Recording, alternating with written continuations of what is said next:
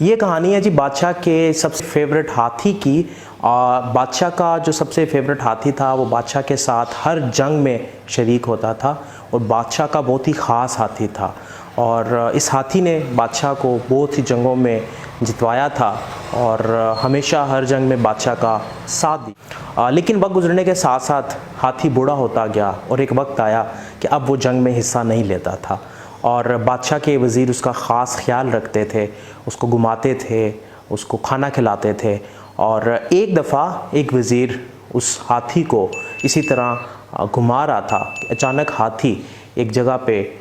कीचड़ में फंस गया और उस वज़ीर ने बड़ी कोशिश की लेकिन वो हाथ से बाहर ना निकल पाए।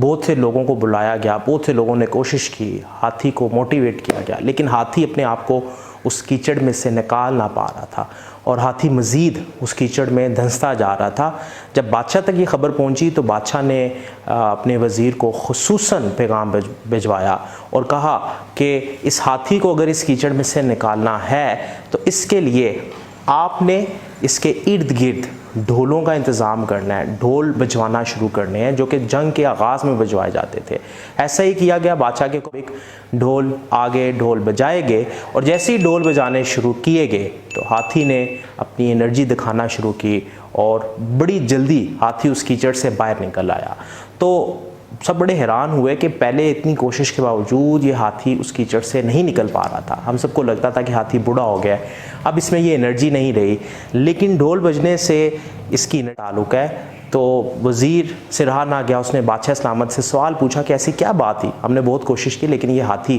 कीचड़ से ना निकल सका, जबकि ढोल बजाने के साथ ही इसने अपनी एनर्जी दिखाई और ये कीचड़ से बाहर आ गया। तो बादशाह सलामत ने कहा कि इसने पूरी ज़िंदगी मेरे साथ जंगों में साथ दिया है और वहाँ पे ये अपनी एनर्जी दी बेस्ट दिखाता था क्योंकि वहाँ पे इसको ढोल बजने की आवाज़ सुनाई देती थी जंग से पहले और इसका माइंड कंडीशन हो चुका था। लिहाजा सम टाइम हमारा इन्वायरमेंट हमें सपोर्ट करता है और हम अपने गोल को अचीव कर लेते हैं, हम अपनी मोटिवेशन दिखाते हैं, अपना दी बेस्ट दिखाते हैं। लिहाजा किसी भी गोल को अचीव करने के लिए सिस्टम,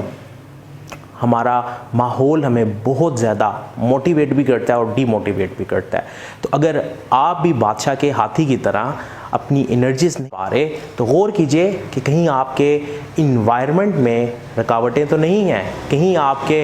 इन्वायरमेंट में बहुत ज़्यादा डिमोटिवेशन तो नहीं है। अगर ऐसा है तो उस डीमोटिवेशन करें मोटिवेशन में और अपने अंदर छुपी हुई ताकत का इजहार करें और अपने गोल्स को अचीव करें, अपनी ज़िंदगी में आगे बढ़ें।